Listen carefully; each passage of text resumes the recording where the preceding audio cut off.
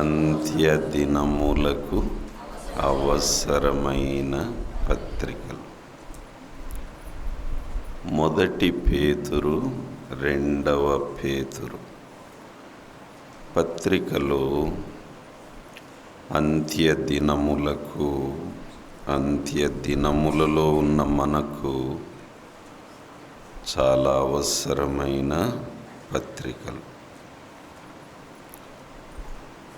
మనము మొదటి విషయం విన్నాము, దాని పేరేంటి? అవసరమైన శ్రమలు. రెండో విషయం ఏంటి? అన్యాయపు శ్రమలు. నోట్స్ రాసుకుంటూ వింటున్నారు చాలామంది, సంతోషం. చదువు వచ్చిన వారందరూ ఇలాంటి మంచి అలవాటు ఉంటే మంచిది. మనం విన్నది చాలా మట్టుకు మర్చిపోతాం, కానీ దాన్ని వ్రాసుకుంటే మర్చిపోయిన మరల నోట్స్ తిరిగేసినప్పుడు అవి మన జ్ఞాపకానికి వస్తాయి. మంచిది. మూడో విషయం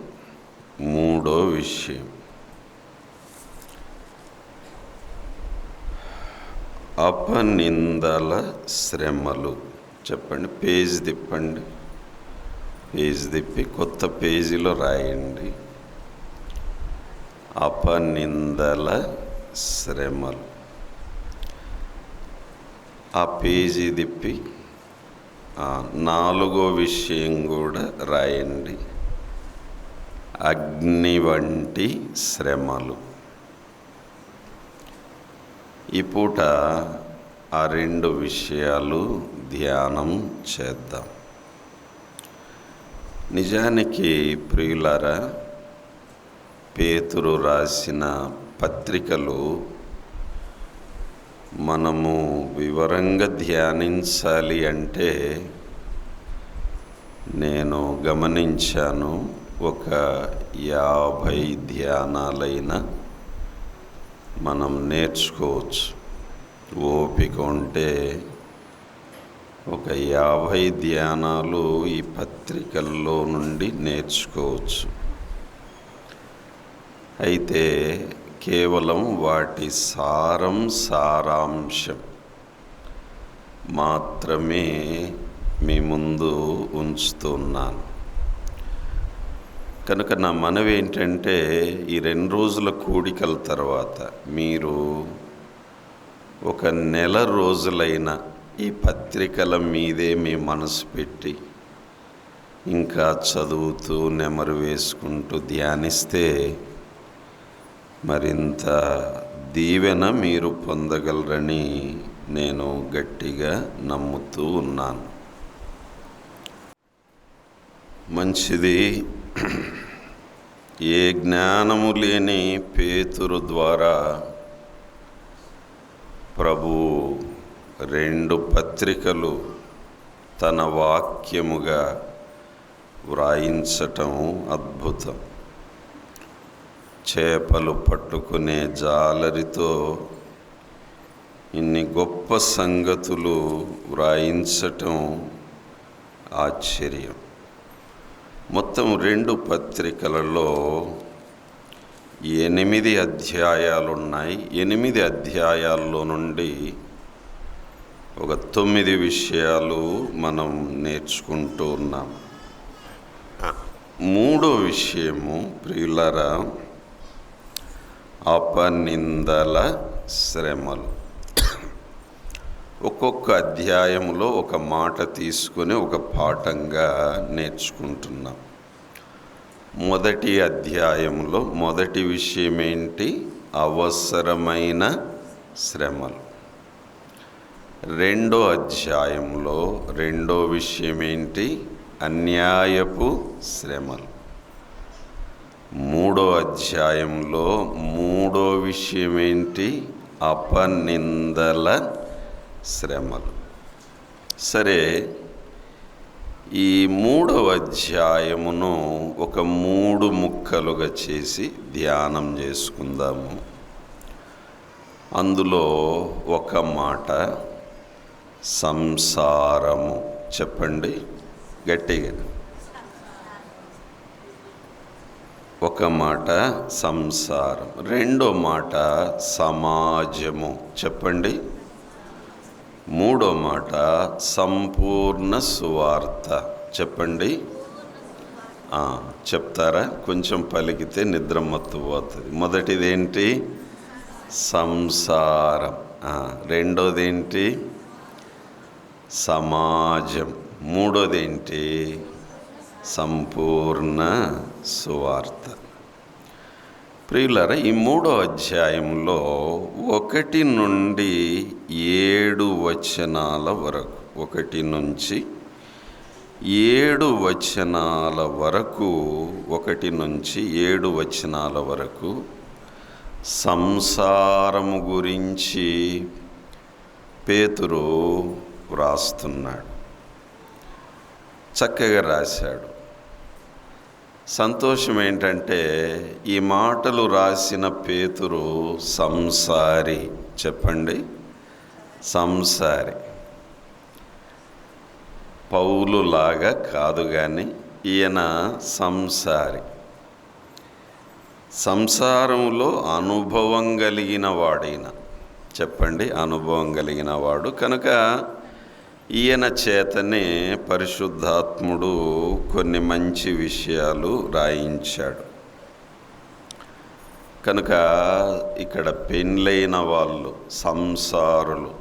ఏమండి? సంసారులు. రాను రాను సంసారంలో ఒక సమస్య ఏంటంటే సంసారంలో సారం పోతుంది. ఏం పోతుంది? సారం.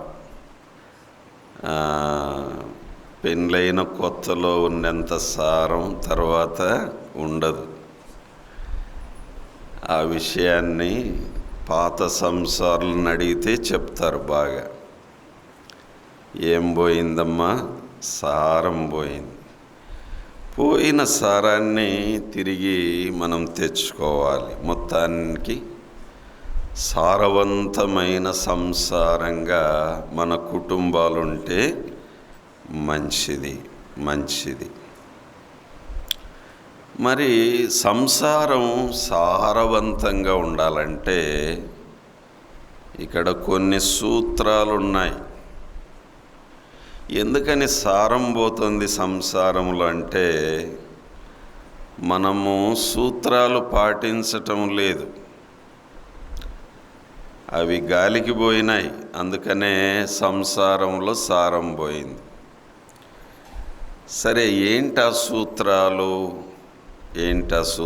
అంటే ప్రియులరా, భార్యలకు ఒక 3 సూత్రాలు క్లుప్తంగా చెప్తాను నేను. వివరానికి సమయం చాలదు. 2 అధ్యాయాలు కవర్ చేసుకోవాలి. సంసారాలు రాసుకుంటే మంచిది, బాగుపడవచ్చు. అలాగే పురుషులకు 3 సూత్రాలు ఉన్నాయి. బైబిల్లో పక్షపాతము లేదు. అందరికీ సూత్రాలు వర్తిస్తాయి, భార్యలకు భర్తలకు. మామూలుగా సేవకులు కూడా, బోధకులు పొరపాటు పడుతున్న విషయం ఏంటంటే ఒకటే గుర్తు చేస్తారు, జ్ఞానము గల స్త్రీ తన ఇల్లు కట్టును అని మొత్తం అంతా స్త్రీల మీదే వేసేస్తారు. మరి పురుషులకు బాధ్యత లేదా అంటే ఇక్కడ చూపిస్తాను ఒకటి. జ్ఞానము గల పురుషుడు తన ఇల్లు కట్టును అని ఉంది. అది పేతురన్న సూత్రం లాగాడు. సరే, ముందు స్త్రీలకు 3 వడ్డిస్తాను, తర్వాత పురుషులకు 3 వడ్డిస్తాను. మధ్యాహ్నం మంచి వంటలు వడ్డించారు, చాలా సంతోషం.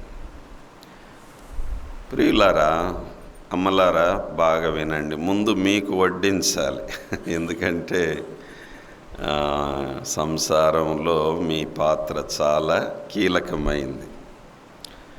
విచిత్రం ఏంటంటే పేతురు 6 వచనాలు స్త్రీల గురించి రాశాడు. అదేం చిత్రమో పురుషుల గురించి 1 వచనమే రాశాడు. అంటే దాని అర్థం పక్షపాతమా కాదు, కానీ 6 వచనాల్లో 3 సూత్రాలు ఉన్నాయి. 1 వచనములోనే 3 సూత్రాలు కూడా ఉన్నాయి. ఎందుకని ఇంత వివరంగా స్త్రీలకు రాశాడు అంటే వాళ్ళకు మాటలు ఎక్కువ ఉండాలి కాబట్టి రాశాడు. మామూలుగా అర్థం కాదు. ఆ మధ్య ఒక సర్వేలో తేలిన ఫలితార్థం ఏంటంటే ఫలితం ప్రతిరోజు పురుషులు 7,000 మాటలు మాట్లాడతారట. ఎంతమ్మా? 7,000. అబ్బో! సరే, స్త్రీల విషయానికి వస్తే రోజుకు 30,000 మాట్లాడతారట. ఎవరిది ఎక్కువ? ఏమ్మా, మీదే ఎక్కువ. మీదే డామినేషన్ అంతా, మీదే ఎక్కువ. చూసారా? అంతో ఇంతో పురుషులు మేల కదా ఈ విషయంలో. ఎందుకని? మేము తక్కువ మాట్లాడతాం, మీరు ఎక్కువ మాట్లాడతారు. అందుకే దేవుని ఎదుట కూడా మేము తక్కువ లెక్క చెప్పాలి మాటల విషయంలో, మీరు ఎక్కువ లెక్క చెప్పాలి. అందుకే కొంచెం మాటలు తగ్గిస్తే మంచిది. స్త్రీలు ఏమ్మా, కొంతైనా తగ్గించుకోండి. కనుక వీళ్ళు ఎలాగూ ఎక్కువ మాట్లాడుతుంటారు కాబట్టి కొంచెం ఎక్కువ మాటలు వీళ్ళకి హెచ్చరికలు ఇద్దామన్నట్టు పేతురు 6 వచనాల్లో, ఈ 6 వచనాల్లో ఒక 3 సూత్రాలు స్త్రీలకు. ఒకటి లోబడుట. చెప్పండి అమ్మలు, రాసుకుంటే మంచిదమ్మా, సంసారాలు బాగుపడతాయి. ఒకటేంటి? లోబడుట. రెండోది లోపములు సవరించుట. చెప్పాలి. రెండోది ఏంటి? లోపములు సవరించుట. మూడోది లోకువ చేయకుండుట. చెప్పండి. లోకువ చేయకుండుట. మొదటి సూత్రం ఏంటండి? చెప్పాలి. లోబడుట. కనుక బైబిల్లో భార్యల గురించి ఎక్కడ వ్రాయబడినా అక్కడ వారు లోబడాలి అనే విషయం ముడిపెట్టి రాశాడు బైబిల్ గ్రంథంలో. కనుక అమ్మలారా, ప్రియులారా, మీ సంసారం చక్కగా సాగాలంటే మీరు లోబడి ఉండండి. భర్తకు భార్య లోబడి ఉండాలి. కానీ విచిత్రం ఏంటంటే ఆడపిల్లలు పెళ్ళయ్యాక భర్తను ఎట్లా లోబరుచుకోవాలా అని రీసెర్చ్ చేస్తుంటారు. అంటే నువ్వు వాక్యానికి విరుద్ధంగా ఆలోచిస్తున్నావు. వద్దు, కానీ ఇట్లా రీసెర్చ్ చెయ్యి. ఎట్లా? నా భర్తకు నేనెట్లా లోబడి ఉండాలి. లోబడి. చెప్పండి. లోబడి ఉండుట. ఈ 6 వచనాల్లో ప్రియులరా, మాటి మాటికి లోబడి లోబడి లోబడి లోబడి లోబడి లోబడుట లోబడుట. కనుక భార్య ఎప్పుడూ ఈ మనస్సు కలిగి ఉండాలి. భర్తకు లోబడి ఉండాలి. తిరగబడొద్దు. భర్త మీద తిరగబడి సంసారాన్ని నిలబెట్టుకున్న వాళ్ళు ఎవరు లేరు. కానీ భర్తకు లోబడి సంసారాన్ని నిలబెట్టుకున్న వాళ్ళు చాలామంది ఉన్నారు. భర్త ఎలాంటి వాడు అనేది కొంచెం పక్కన పెట్టండి, తర్వాత మా విషయాలు కూడా వస్తాయి. అతడు ఎలాంటి వాడైనా లోబడి ప్రమాణాలు చేయించేటప్పుడు ఏమని చేయిస్తారు? అమ్మాయిలతో భర్తకు లోబడి ఉందును అని చేయిస్తారు. లోబడి. ప్రియులారా, మానవ చరిత్రలోనే అత్యంత ఘనంగా జరిగిన పెళ్ళి ఒకటి ఉంది. అది బ్రిటిష్ రాజవంశములో చార్లెస్ డయానా పెళ్ళి. అది ఎంత ఖర్చు అయిందో ఆ దినాల్లో దేవునికి ఎరుక. ప్రపంచవ్యాప్తంగా కొన్ని కోట్ల మంది ఆ పెళ్ళి చూశారంట. ఆ దినాల్లో 75 కోట్ల మంది టీవీల్లో ఆ పెళ్ళి చూశారంట. ఆ దినాల్లో 6,666 కోట్ల రూపాయలు ఖర్చు అయిందంట ఆ పెళ్ళికి. మన లెక్కలో ఆమె చెప్పుల ఖరీదే 5 కోట్లంట. పెళ్లి కూతురు చెప్పుల ఖరీదు. ఇట్లా చెప్పుకుంటూ పోతే సమయం చాలు. సరే, పాస్టర్ గారు ప్రమాణాలు చేయిస్తున్నారు. చేయిస్తూ ఉండగా ఆయన వాక్యం ప్రకారము నేను నా భర్తకు లోబడి ఉందును అని పలికించబోతుంటే అన్ని పలికింది ఆమె, ఆ ఒక్క మాట పలకలేదు. నేను లోబడి ఉందును అనే మాట పలకలేదు ఆమె.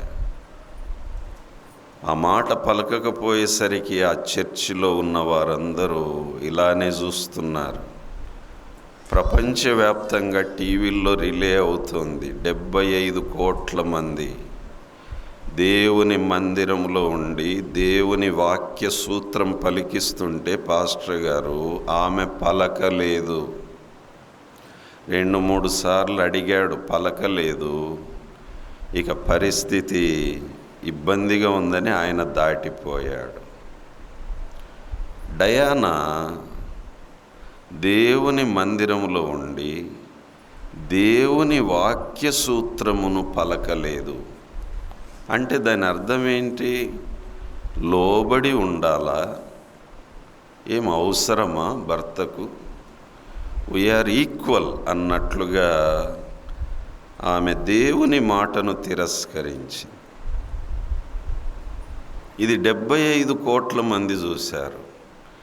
దేవునికి ఎంత అవమానం, దేవుని వాక్యానికి ఎంత అవమానం. ప్రియులారా, ఏం జరిగిందో తెలుసా?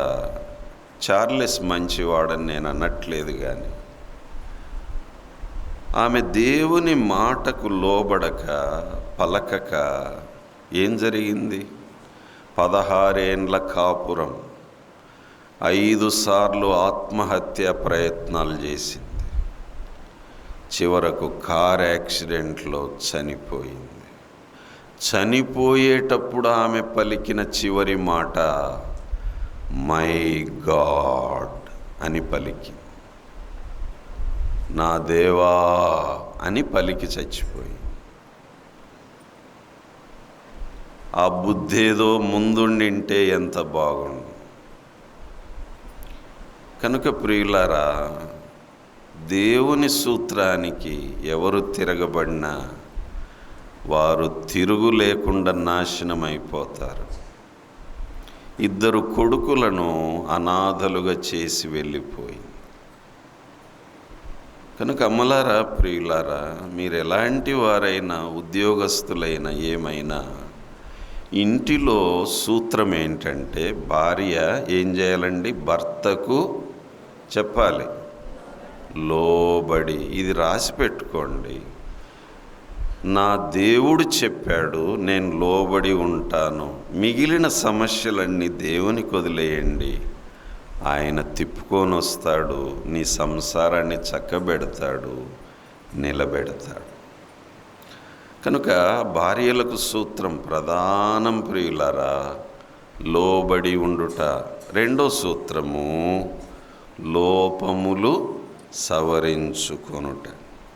ఇక్కడ పేతురు స్త్రీల అలంకారం గురించి మాట్లాడుతూ ఉన్నాడు. 3వ వచనంలో జడలు అల్లుకొనుటయు, బంగారు నగలు పెట్టుకొనుటయు, వస్త్రములు ధరించుకొనుటయు అను వెలుపటి అలంకారం మీకు అలంకారముగా ఉండక.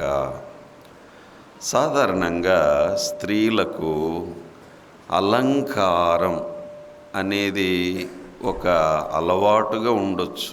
సింగారించుకోవటం, బాగా మంచి బట్టలు, మంచి నగలు. ఇంకా ఈ రోజుల్లో అదనంగా బ్యూటీ పార్లర్స్ వచ్చినాయి, స్త్రీల కోసం వచ్చినాయి. వారి బిజినెస్లు 3 పువ్వులు 6 కాయలు అన్నట్టు.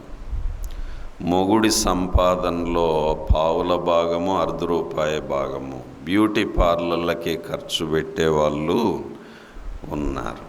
ఆ మధ్య ఒక పెళ్లి సంబంధం గురించి మాట్లాడుతుంటే నేను అన్నాను, ఏంటయ్యా మీ అబ్బాయికి పలానా వాళ్ళ పెళ్లి సంబంధం వచ్చింది, మరి ఏం ఆలోచిస్తున్నారంటే, సార్ నేను ఆ కుటుంబాన్ని ఎరుగుదును, వాళ్ళ పాపను ఎరుగుదును, నాకు ఒకటి అర్థమైంది సార్ అన్నాడు. ఏంటంటే, మా వారిని ఇచ్చి పెళ్లి చేస్తే మా వాని జీతం ఆ అమ్మాయి మేకప్కే సరిపోదు అని అన్నాడు.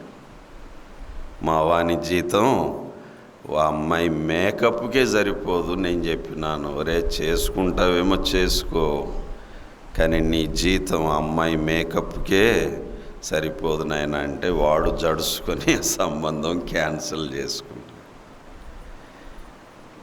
వెలుపటి అలంకారం ఓ బలహీనత ఇది స్త్రీలకు. కనుక అమ్మలారా, ప్రియులారా, దేవునికి స్తోత్రం. మన సంఘాల్లో సాధ్యమైనంత స్త్రీలు హద్దుల్లోనే ఉంటారు. అయినప్పటికీ ఒక హెచ్చరిక, వెలుపటి అలంకారం అది తాత్కాలికం. కానీ పేతురు ఏమంటున్నా అంటే, లోపటి అలంకారం మీద శ్రద్ధ పెట్టండి, లోపటి అలంకారం మీద శ్రద్ధ. 4వ వచనం, సాధువైనట్టియు మృదువైనట్టియునైన గుణమును అక్షయాలంకారములు గల మీ హృదయపు అంతరంగ స్వభావం మీకు అలంకారముగా ఉండవలెను, అది దేవుని దృష్టికి మిగుల విలువైంది. ఇన్నర్ బ్యూటీ అని అంటున్నాడు. అంతరంగ సౌందర్యం, అంతరంగ అలంకారం. బాహ్య సౌందర్యం, బాహ్య అలంకారం ఇది తాత్కాలికం. అంతరంగ సౌందర్యం, దానికి ఉదాహరణ మన తల్లి అయిన శారా. ప్రియులారా, ఆమె 60-70 ఏండ్ల వయసులో కూడా ఆమె సౌందర్యవతి అని వాక్యంలో వ్రాయబడింది. మన తల్లి అయిన శారా దేవుడిచ్చిన అందం సౌందర్యంతో సరిపెట్టుకుంది. కానీ ఆమె అంతరంగ సౌందర్యం మీద దృష్టి పెట్టింది. కనుక నేను అనుకుంటాను, ఒకవేళ మన తల్లి అయిన శారా ఏ బ్యూటీ పార్లర్కి వెళ్ళి ఉంటుంది చెప్పండి? ఒకవేళ ఆ దినాల్లో ఉంటే మిగిలిన స్త్రీలు వెళ్తూ అక్క రాపోదామని అంటే, వద్దమ్మా, నాకు దేవుడిచ్చింది చాలు, అయినా ఇది ముఖ్యం కాదు, అంతరంగ సౌందర్యం నాకు ముఖ్యం. కనుక స్త్రీలు ఇది బాగా ధ్యానం చేయండి ఈ వచనాలు. మొదటి సూత్రం చెప్పండి, లోబడుట. రెండో సూత్రం ఏంటి? లోపములు సవరించుకొనుట. కనుక ప్రియులారా, నేను అనుకుంటాను దేవుని పిల్లలు బ్యూటీ పార్లర్లు దర్శించాల్సినంత అవసరం లేదు. సరే, అది అటు ఉంచండి. ఈ మధ్య మెన్స్ బ్యూటీ పార్లర్లని ఎక్కువైపోయినాయి. ఏమండి, మగోళ్ళని తక్కువ లేదు, వాళ్ళు కూడా షోకులు ఎక్కువైపోయినాయి మగోళ్ళకి. నేను అనుకుంటాను పెళ్ళయ్యే వరకు ఏదో కొంచెం సరదాలు ఉండొచ్చు, ఆశలు ఉండొచ్చు, కానీ పెళ్ళయిన తర్వాత ఇక ఎంత పరిమితమైతే అంత మంచిది. మెన్స్ బ్యూటీ పార్లర్కి ఎవరైనా వెళ్తున్నారేమో నాకు తెలియదు అన్నలారా, దాని మీదుగా దృష్టి, అంతరంగ సౌందర్యం మీద దృష్టి పెడదాం. అలాగే అమ్మలు కూడా ఎవరైనా సీక్రెట్గా కొంచెం లైట్గా మేకప్ వేసుకొని వద్దామని వెళ్ళేవారు ఉంటే, అమ్మలారా ఇక మానుకోండి, వృధా ఖర్చులు మంచిది కాదు. దేవుడిచ్చింది చాలు, ఉన్నంతలో శుభ్రంగా ఉంటే చాలు, ఉన్నంతలో ఆరోగ్యంగా ఉంటే చాలు, ఉన్నంతలో ఉతికిన బట్టలు వేసుకుంటే చాలు. అంతరంగ సౌందర్యం, దాని మీద దృష్టి పెడదాం. ఇన్నర్ బ్యూటీ, అది దేవుని సన్నిధిలో, దేవుని వాక్యపు వెలుగులో మనకు దొరుకుతుంది. సరే, మూడో సూత్రం ఏంటండి? లోకువ చేయకుండుట. అంటే నీ భర్తను లోకువ చేయొద్దు, లోకువ చేయొద్దు. చూడండి, మన తల్లి అయిన శారా తన భర్తను ఏ విధంగా ట్రీట్ చేసింది. 6వ వచనం, ఆ ప్రకారము శారా అబ్రాహామును యజమానుడని పిలుచుచు అతనికి లోబడి ఉండెను. లోబడి అనే మాట ఈ 6 వచనాల్లో మీరు అండర్లైన్ చేసుకోండి, 4-5 సార్లు వచ్చింది. లోపములు సవరించుకొనుట రెండోది. మూడోది ఏంటి చెప్పండి? లోకువ చేయకుండా. ఇంట్లో కానీ, సంఘంలో కానీ, పబ్లిక్లో కానీ నీ భర్తను లోకువ చేయొద్దు. ఎవరి దగ్గర కూడా తక్కువ చేసి మాట్లాడొద్దు. నీ భర్త ఘనత పొందాలన్నా, అవమానం పొందాలన్నా నీ చేతుల్లో ఉంది. జాగ్రత్త. మన తల్లి అయిన శారా భర్తను యజమానుడని పిలుస్తూ, యజమానుడా. ఈ తరం పిల్లలు భార్యాభర్తలను పేర్లతో పిలుచుకుంటున్నారు. ఏదో పర్సనల్గా ఉంటే పిలుచుకోండి, పబ్లిక్లోకి వచ్చి కూడా భర్తలను పేరుతో పిలుస్తున్నారు పిల్లలు. ఏమ్మా, ఆంధ్రాలో మంచి మర్యాద, ఏమండి, ఎంత బాగుంటుంది. రాయలసీమలో కొందరు భార్యలు ఏమయ్యో అయ్యా, మా అమ్మ మా నాన్ని అయ్యా అని పిలిచేది. ఎంత ఘనత అది, ఎంత మర్యాద. యజమానుడు అనే మాట ఇంగ్లీష్లో లేదా మూల భాషలో ఎట్లుందంటే మై లార్డ్ అని పిలిచేదంట. మై లార్డ్, నా ప్రభువా, నా స్వామి. లార్డ్ అంటే స్వామి అని పిలిచేది. లోకువ చేయలే శారమ్మ, అబ్రహామును లోకువ చేయలే. జాగ్రత్త.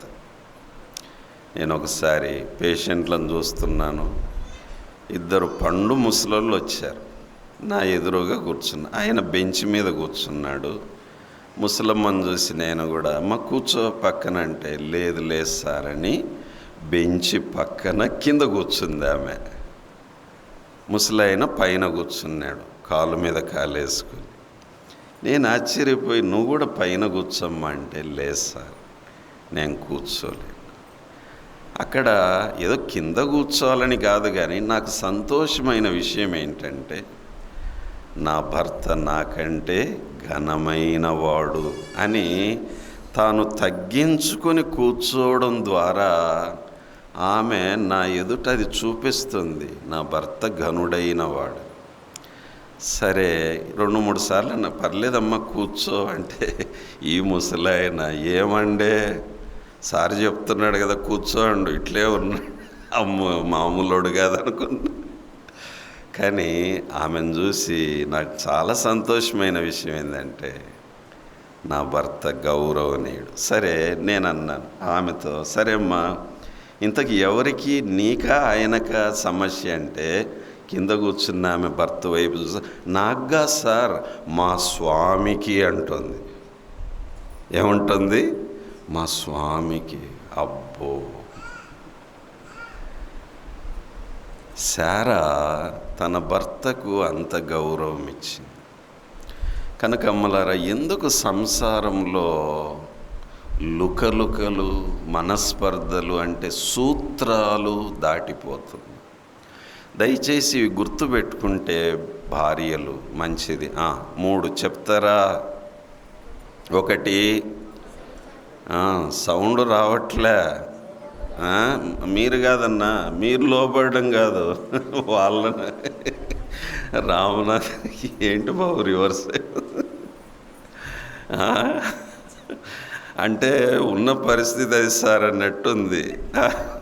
ఇంకా వాళ్ళు లోపడకపోతే మనమన్నా లోపడాలి కదా. కొంతమంది మంచి భర్తలు వాళ్ళు సర్దుకొని పోతున్నారు అంతే. ఎవరో ఒకరు లోపడితే సమస్య తీరిపోయి. అమ్మా రివర్స్లోకి వెళ్ళొద్దు. చెప్పాలి. మొదటిదేంటి? స్త్రీలే చెప్పండి. 1 గట్టిగా, 2 లోపములు సవరించుట, 3 లోకువ చేయ. అమ్మా గుర్తుపెట్టుకోండి, మీ సంసారం ఫలిస్తుంది. మీ సంసారం దిద్దుకోవాలి. ఇవి నా మాటలు కాదు. ఎవరివి? దేవుని మాట. సరే, ఇప్పుడు భర్తలకు కూడా 3 సూత్రాలు వడ్డించాడు పేతురు. కానీ ఒకే వచనం అంటే తక్కువ మాటలు ఉన్నాయి. మగవాళ్ళకి ఏంటంటే ఒక మాట చెప్తే చాలు, పట్టుకొని పోతారు. ఈ ఆడవాళ్ళకి ఇన్ని వచనాలు చెప్పాల్సి వచ్చింది, 6 వచనాలు. మీకు మాటలు ఎక్కువ కాబట్టి అందుకే వాక్యంలో హెచ్చరికలు కూడా వచ్చినాయి. సరే, ఈ 7వ వచనంలో 3 సూత్రాలు మీరు ధ్యానం చేసుకోండి. 7వ వచనంలో 3 ఏంటంటే భర్తలకు సంగతి గ్రహించుట, 2వ సూత్రము సన్మానించుట, 3వ సూత్రము సంసారము చేయుట. స్త్రీలు 3, పురుషులు 3. చెప్పాలి. ఇప్పుడు చెప్పండి అన్నలు. మొదటిదేంటి మన సూత్రం? సంగతి గ్రహించుట. ఏంటన్నా సంగతి? ఏంటి సంగతి అంటే 7వ వచనంలో, అటువలనే పురుషులారా జీవమను కృపావరములో మీ భార్యలు మీతో పాలివారయ్యున్నారన్న సంగతి గ్రహించండి. జీవము లేదా జీవితం అనే కృపావరములో పెండ్లైన తర్వాత పాలిభాగస్తురాలిగా వచ్చిందామే. అది మర్చిపోవద్దు. పాలిభాగస్తురాలు సంగతి గ్రహించాలి. పురుషులు సంగతి గ్రహించండి. ఇంకా చెప్పాలంటే ఆడపిల్ల అందరిని వదులుకొని, అన్నీ వదులుకొని అబ్బాయిని నమ్మి అబ్బాయి దగ్గరికి వచ్చింది. తన సొంత వారిని, బంధువులను అందరిని వదులుకొని వచ్చింది. అది మర్చిపోవద్దు. ఆ సంగతి గ్రహించు. అలాగే అత్తమ్మలు ఉన్నారు ఇక్కడ. కోడలు అంటే అర్థం ఏంటండి? డాటర్ ఇన్ లా అంటే చట్టబద్ధమైన కుమార్తె అని అర్థం. తెలుగులో ఉన్నది ఉన్నట్టుగా అనువాదం చేస్తే, నీ కోడలు చట్టబద్ధమైన కుమార్తె. నీకు కూతురు ఉందనుకో, ఆమె వెళ్ళిపోయింది. ఆమె స్థానాన్ని భర్తీ చేయడానికి ఎవరు వచ్చింది? కోడలు వచ్చింది.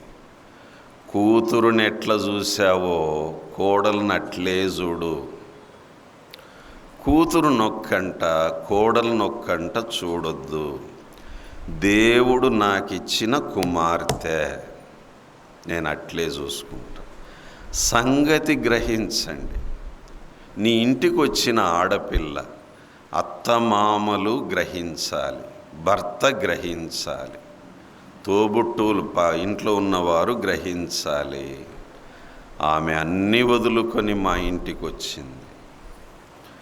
ప్రియులారా, మొన్నటికి మొన్న రాత్రి 10 గంటలకు ఒక జీపు నిండా మనుషులు మా క్యాంపస్లోకి వచ్చారు. ఎవరా అని చూస్తే మాకు తెలిసిన బంధువులే. ఏంట్రా ఈవేళప్పుడు వచ్చారు, ఇంతమంది వచ్చారంటే ఆ అబ్బాయి చెప్తున్నాడు, అన్న మేము పలానా ఊరికి పోతూ ఉన్నాము, ఆదోని మీద పోతున్నాము, కానీ బాగా చీకటి అయిపోయింది, అందుకే రాత్రి మీ దగ్గర ఉండి వెళ్ళిపోదామని వచ్చాము. అంటే ఏంటి ఇంత అర్జెంటుగా పోతున్నారంటే, పలానా ఊర్లో మా పాప ఆత్మహత్య చేసుకొని చచ్చిపోయింది. ఆ అమ్మాయి 5 నెలల గర్భవతి అంట, ఆత్మహత్య చేసుకుంది. ఎందుకు ఇట్లయింది ఆ పాపకంటే, అత్త మామల బాధ తట్టుకోలేక ఆత్మహత్య చేసుకుంది. మరి ఆ భర్త ఏమనలేదా అంటే, వాడు నలిగిపోయి ఇటు తల్లిదండ్రులకు చెప్పలేక భార్యకు చెప్పలేక 5 నెలల గర్భవతి ఆత్మహత్య చేసుకొని చచ్చిపోయింది. ఎంత విచారం చూడండి. వాడు క్లియర్గా చెప్పాడు, ఏంట్రా కారణం అంటే, భర్త సరిగా చూసుకోలేదంటే, లేదన్నా మంచి పిల్లోడు వాడు. మరి ఎవరు కారణం అంటే, అత్త మామ అవి తట్టుకోలేక ఇంకా పిల్ల 5 నెలల గర్భవతి ఎట్లా ఊరేసుకొని చచ్చిపోతుందండి. ఒక విధంగా అత్త మామ నరహంతకులు, 2 ప్రాణాలు బలి తీసుకున్నారు. కనుక అమ్మలారా, ప్రియులారా, జాగ్రత్త, సంగతి గ్రహించుట. ఆ ఇంట్లో అత్తమామలు కానీ భర్త కానీ సంగతి గ్రహించండి. జీవితం అనే కృపావరములో పాలిభాగస్తురాలిగా ఉండడానికి వచ్చింది. సంగతి గ్రహించుట. రెండోది సన్మానించుట. చెప్పండి, భర్తలకు సూత్రం ఏంటి? సన్మానించుట. ఏంటి? ఇక్కడ 7వ వచనములోనే, ఎక్కువ బలహీనమైన ఘటమని భార్యను, చదవాలి అన్నలు, భార్యను సన్మానించి, అవమానించి అనుందా? చెప్పాలి అన్నలు. ఇప్పుడు బాబు తిట్టి అనుందా? కొట్టి అనుందా? తన్ని అనుందా? Honour your wife. భార్యను మర్యాదగా చూడు, సన్మానించు.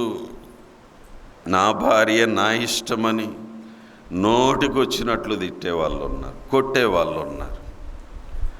కనుక ఒకవేళ నేను అడగను కానీ, మీలో భార్యలను ఎంతమంది కొట్టారు చెయ్యెత్తండి అంటే ఎట్లుంటుంది?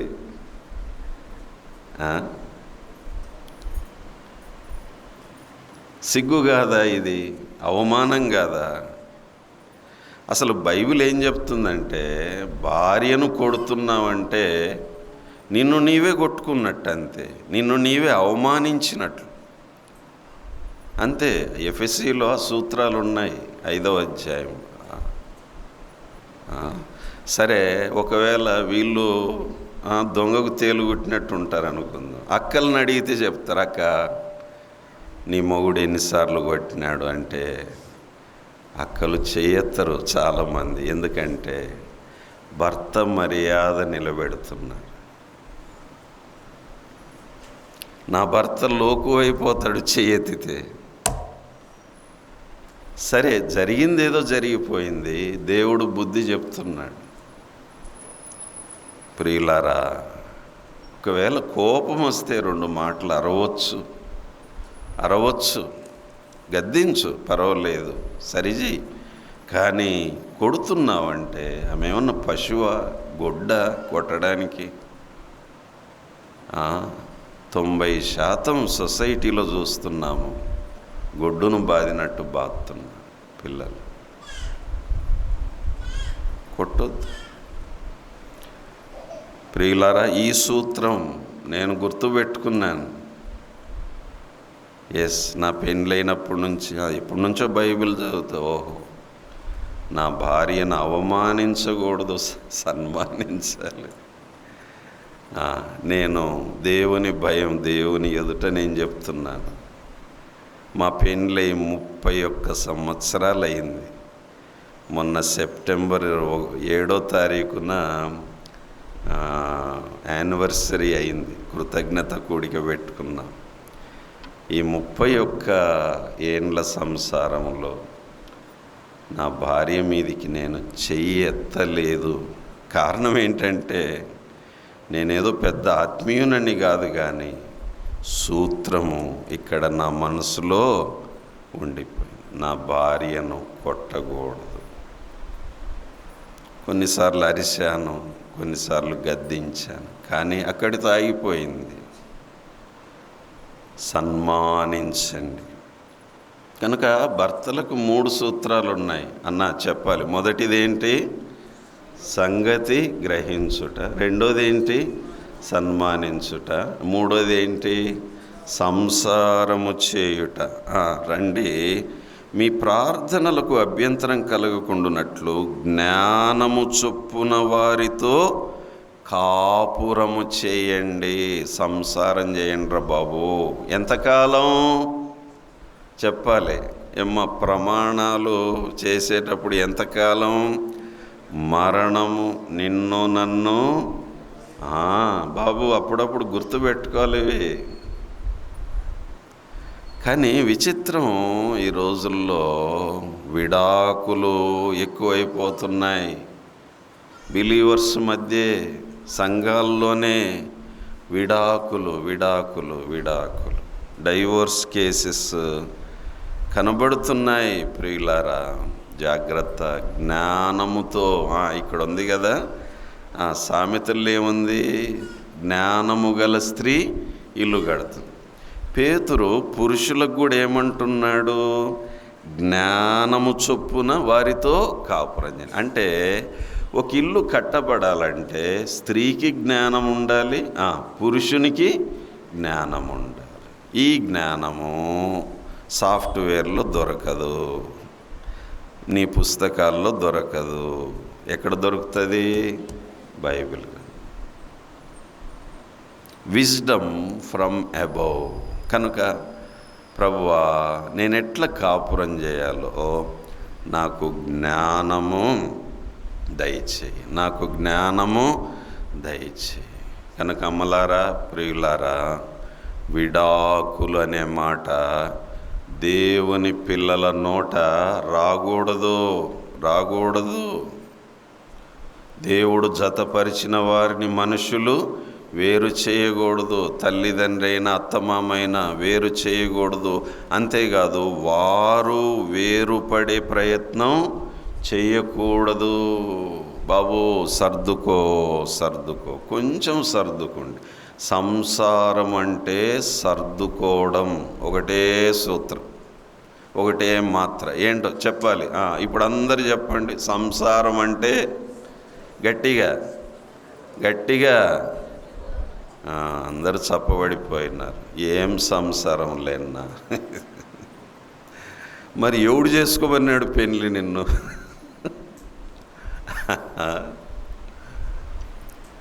ఒంటరిగా ఉండలేము, అది మంచిది కాదు. అలాగని సంసారం. దేవుని కృపను కోరుకోవాలి. ఒక కుర్రాడు సేవకుని దగ్గరికి వచ్చి అన్నాడు, పెళ్ళైన 2వ సంవత్సరమే, ఏంట్రా బాగున్నారా అమ్మాయి నువ్వు అని అంటే, వాడు అతి తెలివోడు. వాడన్నాడు, సార్ నా ప్రక్కటెముక నాకు సరిపోవడం లేదు సార్ అన్నాడు. నా ప్రక్కటెముక నాకు అడ్జస్ట్ కావడం లేదు సార్. మరి ఏంట్రా అంటే, ఇంకొక ఎముకను చూడు సార్ అని. అప్పుడు పాస్టర్ గారు అన్నారు, రే ఇంకొకసారి ఆ మాట అన్నావంటే ఎముకలు ఇరగొడతాను. ఎంత తెలివాడు చూడండి. 1 సంవత్సరానికే వాడు చేతులు ఎత్తేస్తే ఎట్లా? కనుక సీనియర్స్ని అడగాల వెళ్ళి. అంకుల్స్ ఆంటీస్ ఉన్నారు, ఆంటీ ఇన్నేళ్ళు ఎట్లా అంకుల్ ఇన్నేళ్ళు ఎట్లా సంసారం, వాళ్ళు మంచి సూత్రాలు సలహాలు చెప్తారు. 2 ముసలోళ్ళు కొత్తగా పెళ్ళైన వాళ్ళు వెళ్ళి అడిగారంట, ఎట్లున్నారు మీ సంసారం ఇన్నేళ్ళయింది కదా అంటే, ఆ ముసలాయన్ని అడిగితే ఆయన అంట, సంతోషంగా ఉన్నావురా అని అంట. ఎట్లా చెప్పండి అని అంటే, నా భార్యకు కోపం వచ్చినప్పుడు చేతిలో ఏముంటే అది ఇసురుతుంది నా మీద, అది నాకు తగిలిందనుకో ఆమెకు సంతోషం, తగలలేదనుకో నాకు సంతోషం. మొత్తం మీద సంతోషంగా ఉన్నావురా అని ఆయన మర్మం చెప్పేశాడంట. చూడండి, దాన్ని కూడా ఎంత లైట్గా చెప్పాడు చూడండి. ఏమ్మా, అది మెచ్యూరిటీ అంటే.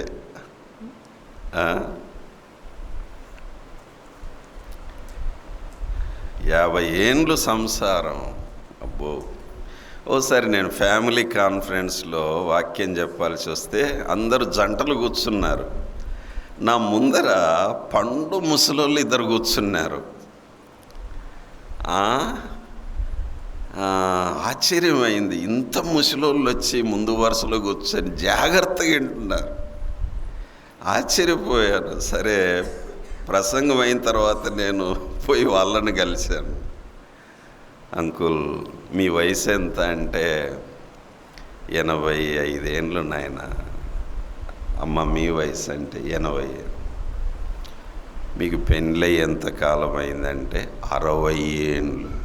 అప్పటికి నా వయసు, వాళ్ళ పెళ్ళి అనుభవం అంతా కూడా లేదు, కానీ నేను చెప్తుంటే వాళ్ళు కూర్చొని వింటున్నా. అది నాకు ఆశ్చర్యమైంది. కాదంకుల్, 60 ఏండ్ల సంసారం జయించుకొని వచ్చారు, మీరు ఇంకా కూర్చొని వినటం ఏంటి అంటే, వాళ్ళిద్దరు అన్నమాట, నాయన వాక్యం వింటుంటే మేము దిద్దుకోవాల్సినవి ఇంకా కనబడుతున్నాయి అని. ఎంత ముచ్చటేసిందో వాళ్ళని చూస్తే. 60 ఏండ్ల సంసారాన్ని విజయవంతంగా నెరవేర్చుకొని ఇంకా నేర్చుకొని దిద్దుకుందాం. సంసారం చేయండి, విడాకులు విడిపోవటం అది దేవుని నియమం కాదు. వన్స్ ఫర్ ఆల్ అయిపోయింది. సమస్యలు రావా లేవా, వస్తాయి. ఎవరున్నారు మన మధ్య? ప్రభు ఉన్నాడు. ప్రభు సర్దుబాటు చేస్తాడు. సంసారము చెప్పండి, మొదటి మాట ఏంటి? సంసారం. మూడోదని ఇప్పుడు రండి, రెండో మాట సమాజం. ఏంటి?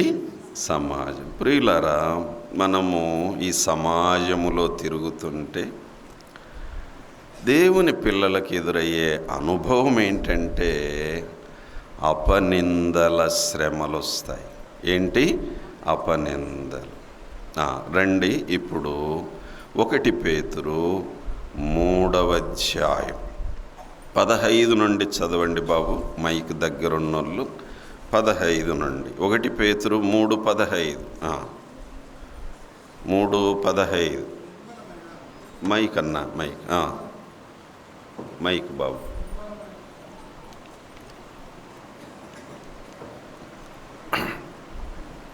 నిర్మలమైన మనస్సాక్షి కలిగిన వారై మీలో ఉన్న నిరీక్షణను గురించి మిమ్మును హేతువడు ప్రతివానికి సాత్వికంతోనూ భయముతోనూ సమాధానం చెప్పుటకు ఎల్లప్పుడూ సిద్ధముగా ఉండి మీ హృదయముల యందు క్రీస్తును ప్రభువుగా ప్రతిష్ఠించుడు. అప్పుడు మీరు దేవుని విషయమై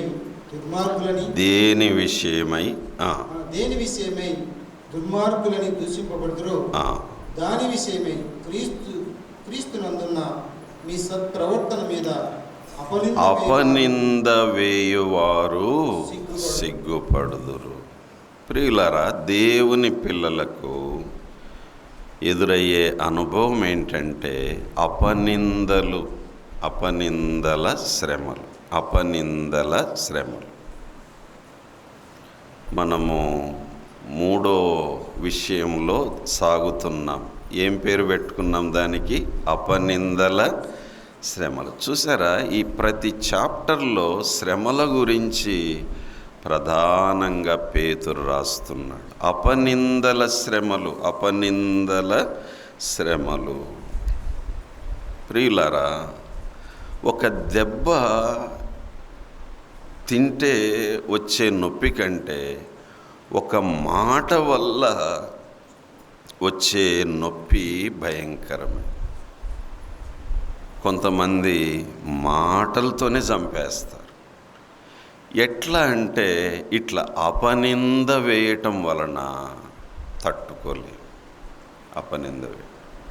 ఈ మధ్యన మాకు తెలిసిన ఓ కుటుంబం విచారం ఏంటంటే, అమ్మాయి కాన్పు జరుగుతుంది. జరిగే ముందు రక్త పరీక్షలు చేశారు. చేస్తే అమ్మాయికి HIV పాజిటివ్ అని రిపోర్ట్ వచ్చింది, ఎయిడ్స్ అని రిపోర్ట్ వచ్చింది. తెలిసిన వాళ్ళు పేషెంట్లు వచ్చారు, సార్ ఇట్లా తెలిసిన వాళ్ళు. ఆ పాప తెలిసినంత వరకు యోగ్యురాలు, దీనురాలు, పెళ్ళైపోయి అర్థమైపోయింది ఎవరి వలన సోకింది, ఇది భర్త వలన సోకింది. వాళ్ళు కుప్పగూలిపోయారు. సరే, ఇంత జరిగితే అపనింద అంటే ఎట్లా ఉంటుంది చూడండి. వాడు దాన్ని రివర్స్లో పెట్టి, సరే వానికి చెక్ చేస్తే పాజిటివ్ అని ఉంది.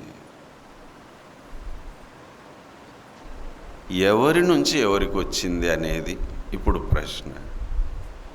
కానీ చూడగా ఆ అబ్బాయి జీవితం క్రమం లేదు, కానీ వాడు రివర్స్లో వచ్చాడు. మీ అమ్మాయి వల్లే నాకు HIV వచ్చిందని పంచాయతీ పెట్టాడు. అపనింద అంటే ఇట్లాంటి చూడండి. కారణం వాడు, చేసిందల్లా వాడైతే, అంటించింది వాడైతే, ఆల్రెడీ వీళ్ళు కుప్పగూలిపోతే పైగా అపనింద ఏంటంటే భార్యతో, నీ వల్లే నాకు వచ్చింది, రండి పంచాయతీ పెడదాం. ఇప్పుడు నా లైఫ్ ఏమైపోవాలి? ప్రియులారా, ఇంకేం మాట్లాడగలరు చెప్పండి? ఒక దెబ్బ కొట్టినా తట్టుకోగలమేమో, కానీ ఇలాంటి అపనిందల శ్రమలు తట్టుకోలేము. ఆ పాప గుండె పగిలిపోయి కుప్పగూలిపోయింది. పైగా ఈ అపనింద, అసలే అది సోకిందని కుప్పగూలిపోతే వాడు రివర్స్లో, నీ వల్లే వచ్చింది నాకు, నా బ్రతుకు నాశనం అయిపోయిందని వాడు రివర్స్లో.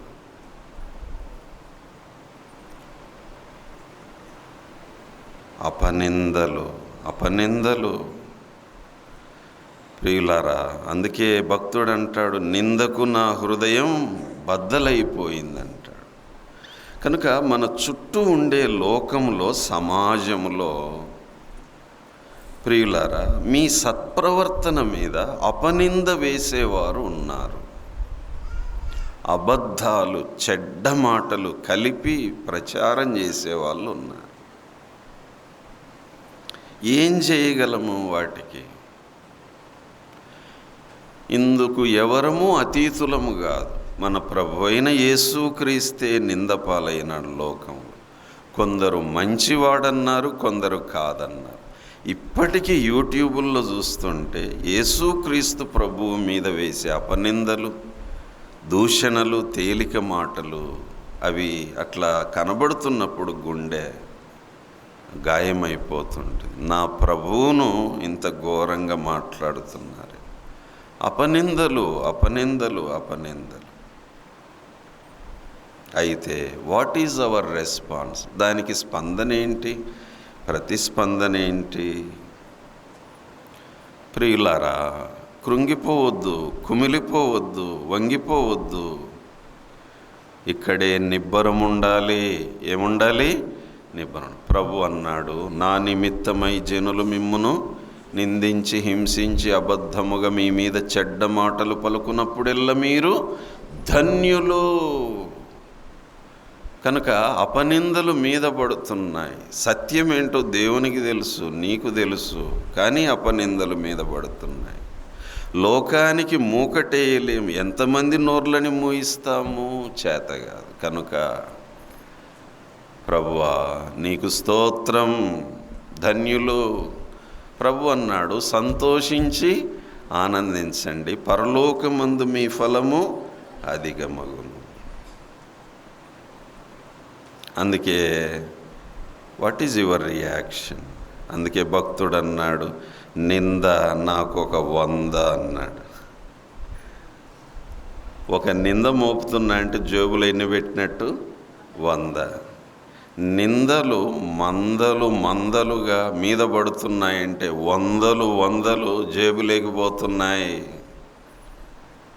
పరలోకములో ఫలం ఉంటుంది. అపనిందల శ్రమలు ఎవరం తప్పించుకోలేం. నిందలు నీలి మేఘాలు, గాలికొస్తే కొట్టుకొని పోతాయి.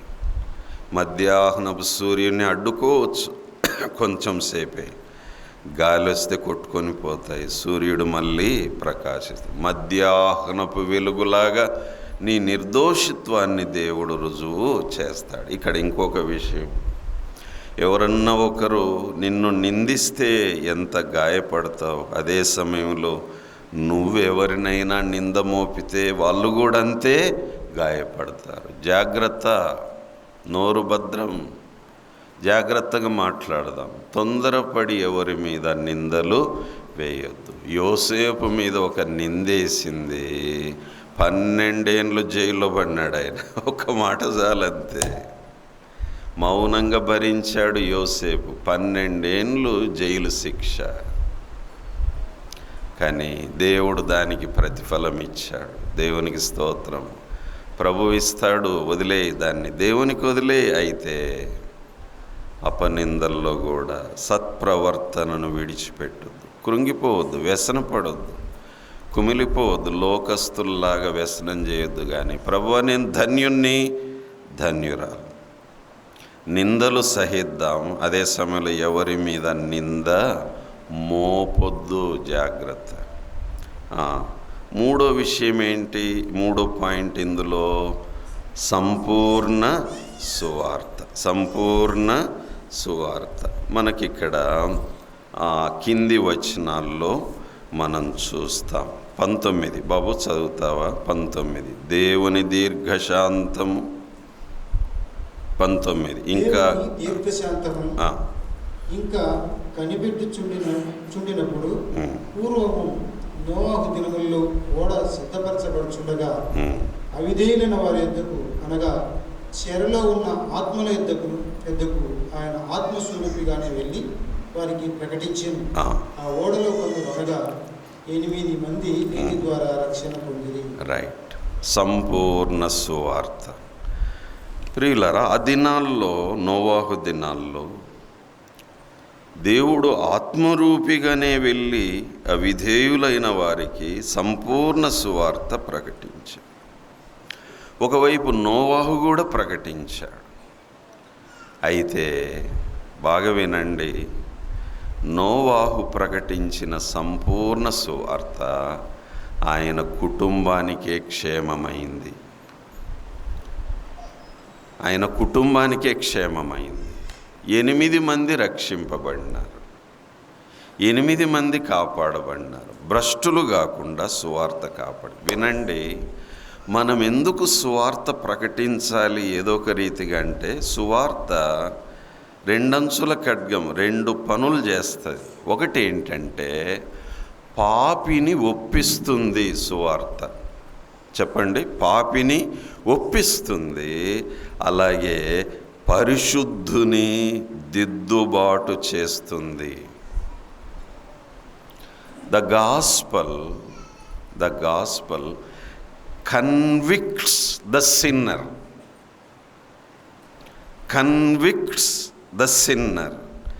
And corrects the Saint. పాపిని ఒప్పిస్తుంది, సువార్త పరిశుద్ధుని దిద్దుబాటు చేస్తుంది. అందుకని రక్షణ పొందిన ప్రతి వారు కూడా ఏం చెప్తుండాలి చెప్పండి? సువార్త చెప్తుండు.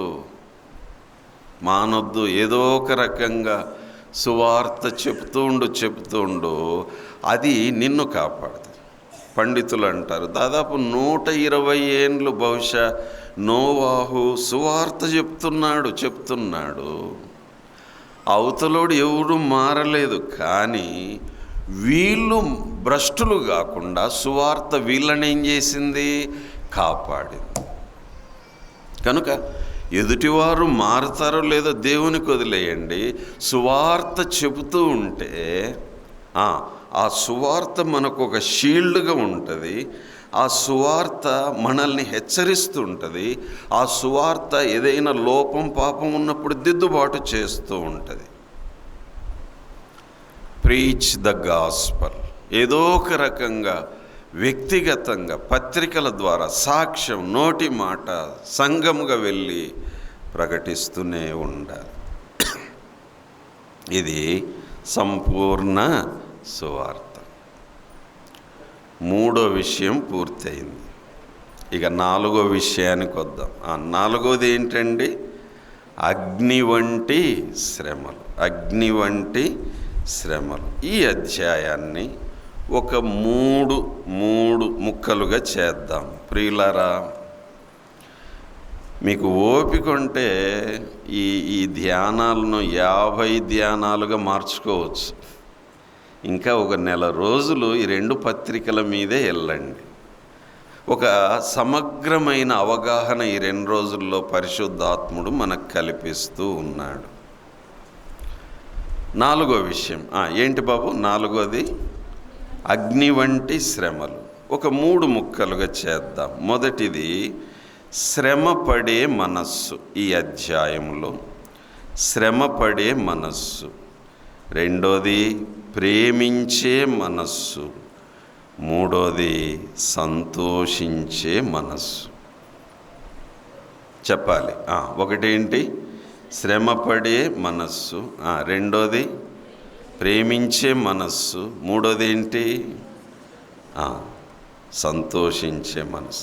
ఓ మాట చదువుతారా బాబు? 4వ అధ్యాయం 1-2 వచనాలు.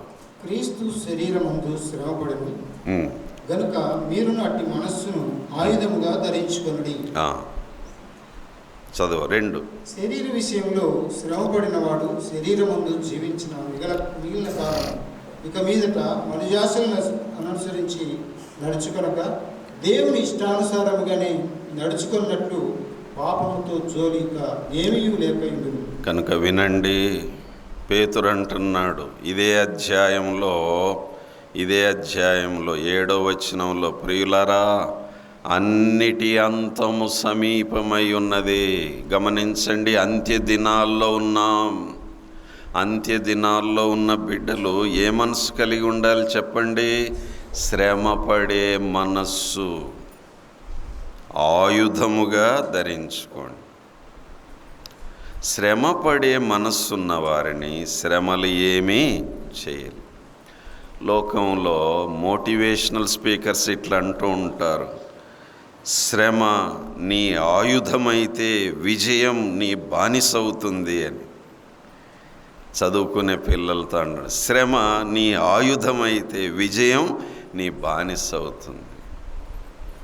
అలాగా శ్రమపడే మనస్సును ఆయుధంగా ధరించుకున్న వాడిని శ్రమలు ఏమీ చేయలే.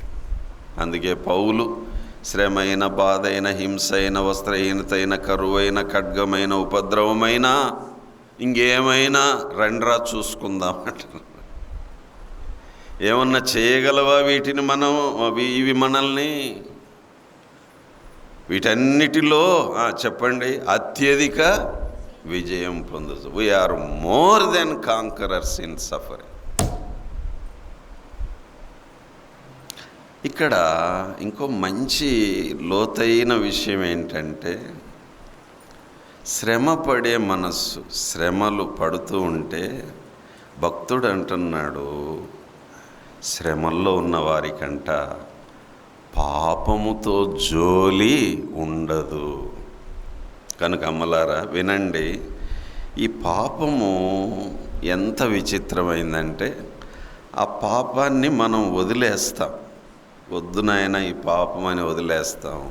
కానీ ఆ పాపం ఏముంటుందో తెలుసా? నేను నిన్ను వదలను అంటది. నువ్వు నన్ను వదిలినా నేను నిన్ను వదలను. You may leave your sin but your sin will never leave you అన్నాడు ఒక ఆయన. మనం వదిలేస్తే సరిపోదు, ఏం బాబు, అది వెంటబడుతూనే ఉంటుంది, హాయ్ అంటుంది. ఈ వీధిలో వస్తుంటే మనం వద్దు నాయన, ఆ వీధిలో పోతే అటునుంచి వచ్చి హలో అని అంటుంది. You may leave your sin but your sin will never leave you. మరి అది వదలాలంటే ఒకటే మార్గం ఏంటంటే శ్రమల్లో మనల్ని వదలని పాపాలు వదిలేస్తాయి. పాపముతో జోలిక ఉండదు. కనుక వినండి, శ్రమపడే మనస్సుంటే కొన్ని పాపాలు పిడుదుల్లాగా పట్టి పీడిస్తూ ఉంటాయి. వదిలించుకుందామని అవి వచ్చి మళ్ళీ అతుక్కుంటూ ఉంటాయి. అవి వదిలిపోవాలంటే ఏంటి? శ్రమలు. మా చిన్నప్పుడు బరగొడ్లంబడి పోతుంటే మేము ఆ కుంటల్లో ఆడ ఈడ చూస్తే బరగొడ్లకు ఏమంటుతుండేవంటే జలగలు అంటుతుండేవి. పశువులకు జలగ అంటిందంటే ఇంక అదేం చేస్తుంది? రక్తం వేస్తుండే. దాన్ని ఎట్లా ఎంత పట్టుకొని పీకినా సాగుతుంటుంది అది. అయితే పెద్దలు సూత్రం, ఏం లేదురా, సున్నం దడిపి దాన్ని మూతి దగ్గర పెట్టండి వదిలేస్తుంది. ఓహ్ అని చెప్పి సున్నం తడి చేసి తెచ్చి దాని మూతి దగ్గర పెట్టేసరికి వదిలేస్తుంది. జలగ వదిలిపోవాలంటే బరగొడ్డుకి ఏమో వదిలించుకోవాలని ఉంటుంది, కానీ ఇది వదులుతుందే. పాపము జలగలాగా పట్టి ఉంటుంది. దానికి ఎట్లా వదిలించుకోవాలంటే శ్రమలనే తడి సున్నం పెడితే పాపాలు ఏమైపోతాయి? ఏం మాట్లాడరమ్మా? కనుక వినండి, కొన్ని శ్రమల గుండా మనం వెళ్ళటం మంచిదే కాదా? గట్టిగా ఇందులో గొప్ప మేలేంటి? మనల్ని వదలని పాపాలు ఏమైపోతాయి? శ్రమపడే మనస్సు ఆయుధంగా ధరించుకోండి. ఎందుకు? క్రీస్తు శరీరమందు సుఖపడేనని ఉంది. అక్కడ ఏముంది? శ్రమపడే. కనుక ఆయన శిష్యులు శ్రమపడే మనస్సు. రెండో మనసు ఏంటి ఇక్కడ చెప్పండి? ప్రేమించే మనస్సు. రండి, ప్రేమించే మనస్సు. 8వ వచనం. ప్రేమ అనేక పాపములను కప్పును, కనుక అన్నిటికంటే ముఖ్యముగా ఒకని ఎడల ఒకడు మిక్కుటమైన ప్రేమ. ప్రేమించే మనస్సు. అన్నా బాబు, తల్లి, ఏం మనస్సు ఇది? ప్రేమించే మనస్సు. ఎంత ప్రేమ కలిగి ఉండాలంటే ఏమంటున్నాడు ఇక్కడ? మిక్కుటమైన ప్రేమ. మిక్కుటమైన ప్రేమ కలిగి. ఎందుకని? ప్రేమ అనేక పాపములను కప్పును. Love covers hatred uncovers. ప్రేమ కప్పుతుంది, ద్వేషము విప్పుతుంది.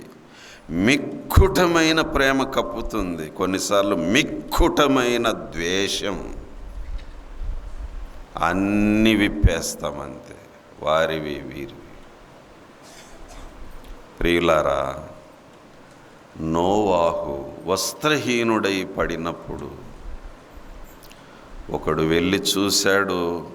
బయటకు వచ్చి ఎగతాళిగా ఇతరులకు చెప్తే వారు వెళ్ళారు, వాళ్ళు ఏం చేశారు? కప్పారు. తమ తండ్రి దిశమూల కప్పిరి. ప్రేమ కలిగిన పిల్లలు ఆ ఇద్దరు. ఒకడు వాడు ప్రేమ లేనివాడు, పైగా ఎగతాళి చేస్తున్నాడు. అమలారా, సంఘములో ఒకరినొకరం ప్రేమతో కప్పుదాం. తప్పులు ఉండొచ్చు, బలహీనతలు ఉండొచ్చు. ప్రేమతోనే తమ్ముడు ఇది వద్దు, పాప ఇది వద్దు, అక్క జాగ్రత్త. ప్రేమతోనే what ever you do it with love. What ever you speak in love. ప్రేమతోనే. ప్రేమను పక్కన పెట్టి ఏమి చేయొద్దు, అది వ్యర్థం. ప్రేమించే మనస్సు. ఆ మాటకొస్తే దేవుడు నిన్ను నన్ను ఎన్ని విషయాల్లో కప్పాడు ప్రేమతో.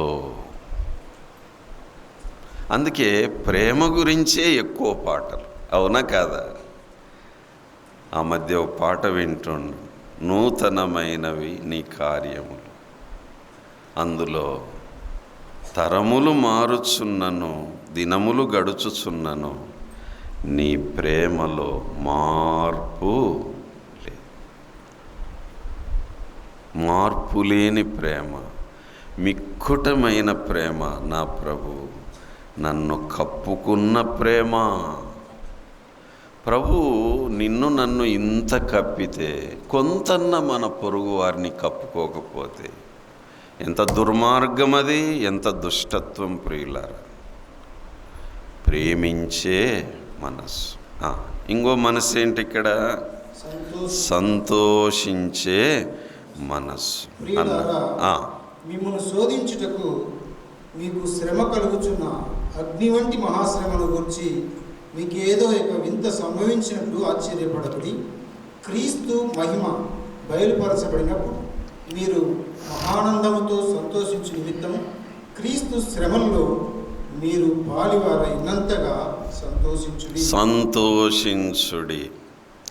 సంతోషించే మనస్సు.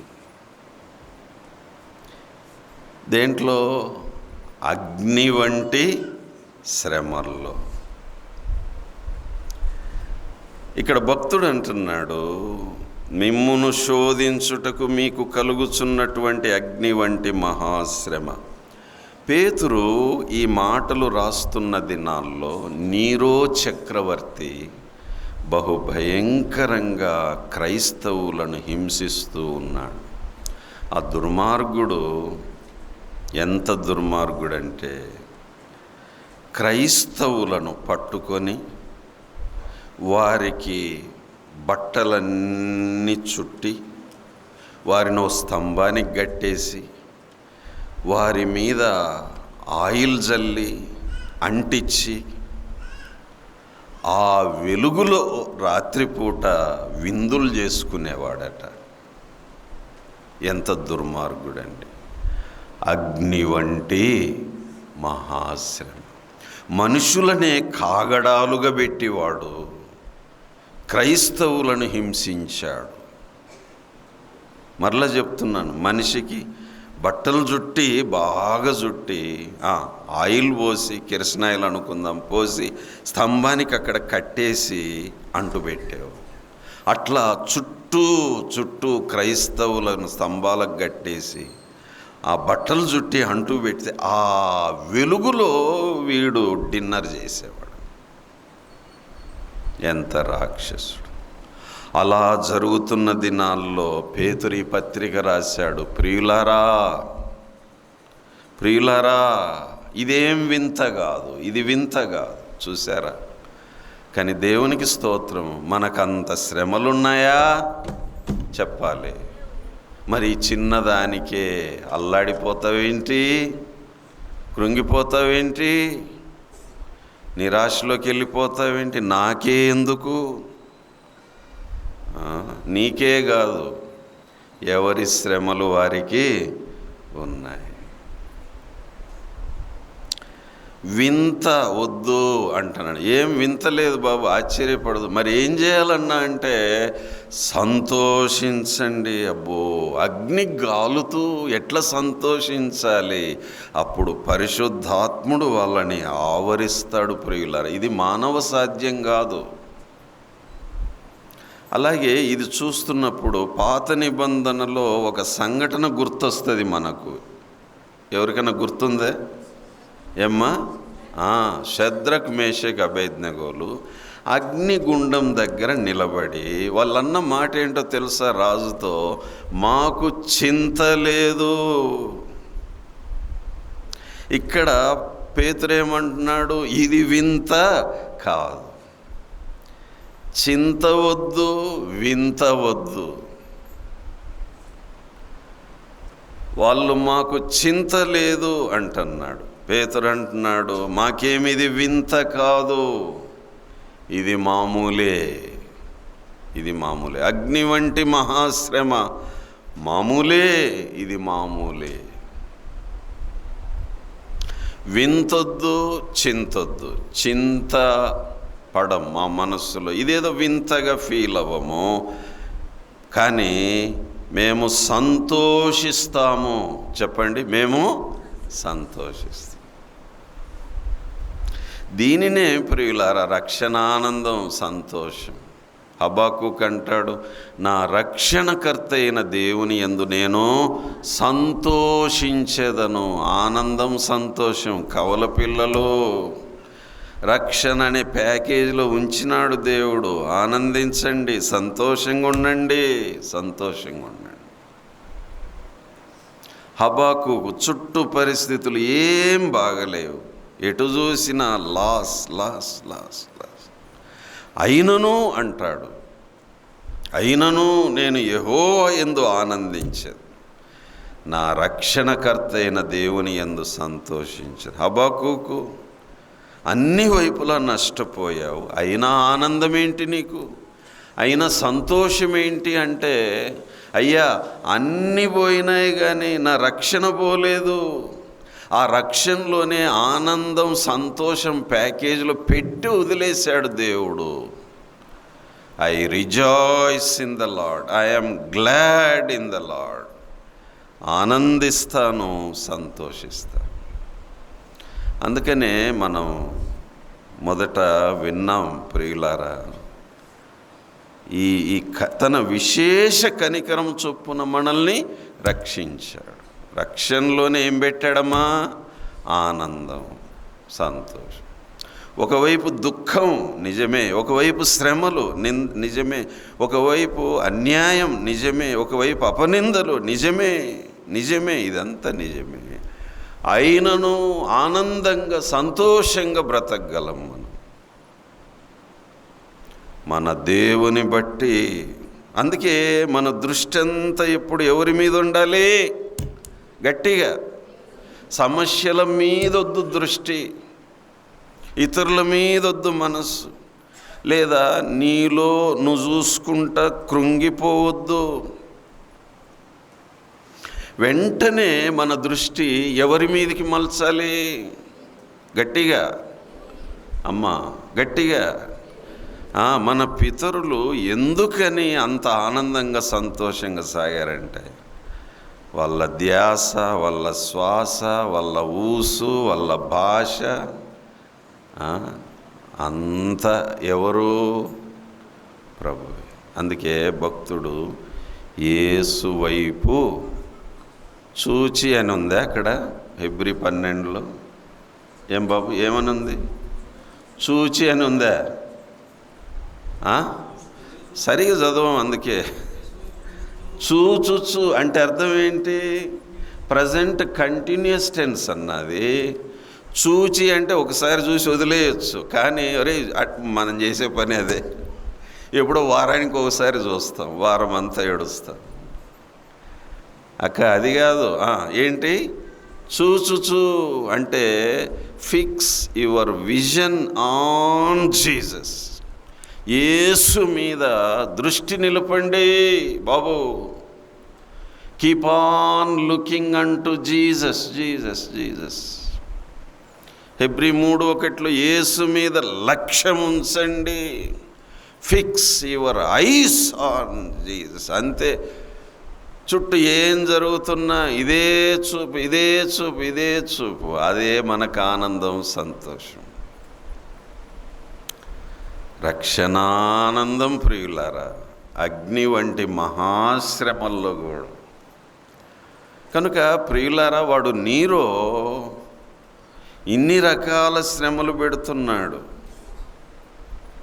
అయినా మీ చూపు నీరో మీద కాదు, ప్రభువు మీద, ఆయన మీదే చూస్తుండండి. వీడేం చేయలేడు.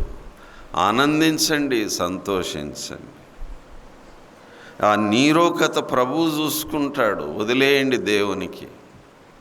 Leave it to God. కనుక మనల్ని హింసించేవారు, శ్రమ పెట్టేవారు, బాధ పెట్టేవారిని జస్ట్ దేవునికి అప్పగిద్దామంతే దేవుడు చూసుకుంటాడు.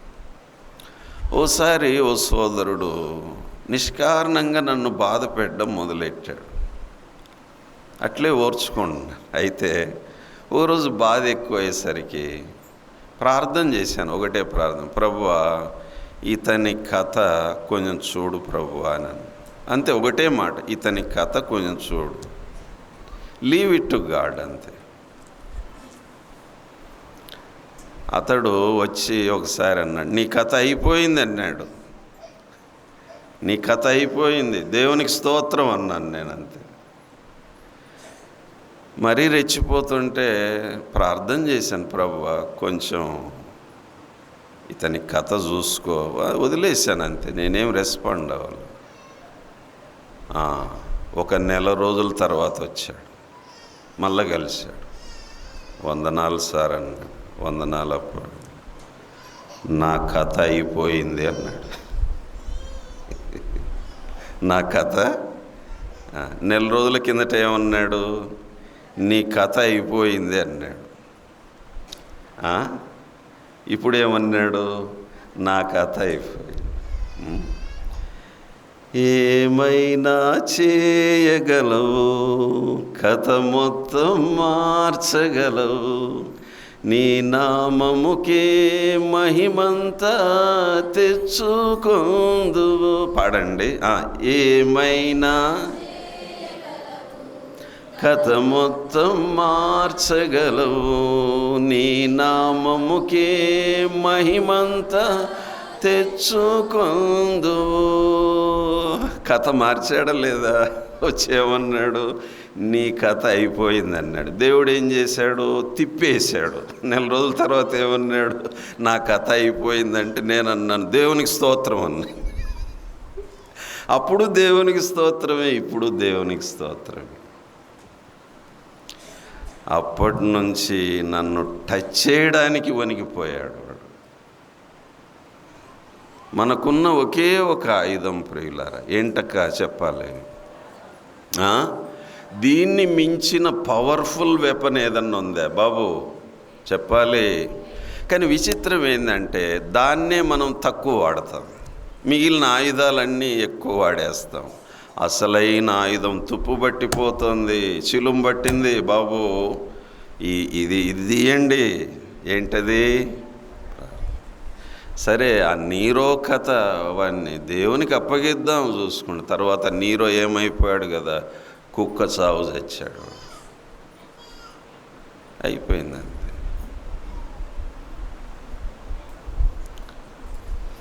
సంతోషించే మనస్సు చెప్పాలి. ఏంటమ్మా? సంతోషం. కనుక 4 విషయాలు ఈ 2 ధ్యానాల్లో విన్నాం. మొదటిది ఏంటి చెప్పండి? అవసరమైన శ్రమలు. రెండోది ఏంటి? అన్యాయపు శ్రమలు. మూడోది ఏంటి? అపనిందల శ్రమలు. నాలుగోది అగ్ని వంటి శ్రమలు. అవి ఏవైనా క్రీస్తు శరీరమందు శ్రమపడెను గనుక మీరును అట్టి మనస్సును ఆయుధంగా ధరించుకోండి. కనుక అమ్మలారా, ప్రియులారా, నేను సారాంశం మాత్రమే చెప్తున్నాను. తవ్వుకుంటే ఒక 50 ధ్యానాలు వస్తాయి ఇందులో నుంచి. అయితే ఒక నెల రోజులు దయచేసి వీటి మీద దృష్టి పెట్టండి. ఈ అంత్య దినాల్లో అవసరమైన పత్రికలు. దేవుడి వాక్యమును దీవించుగాక.